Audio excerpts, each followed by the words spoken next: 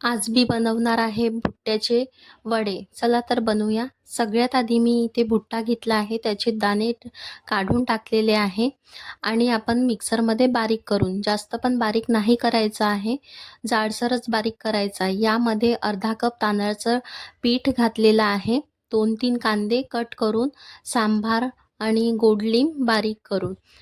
यामध्ये मी 1 चम्मच मीठ, अर्धा चम्मच लाल मिरची पावडर, अर्धा चम्मच हळद, ओवा, थोडीशी तीळ आणि अद्रक लसूण. यामध्ये मी 1 मिरची पण ॲड केली आहे आणि बिना पाण्याने हे चांगलं घोळून छान मिक्स करून घ्यायचं.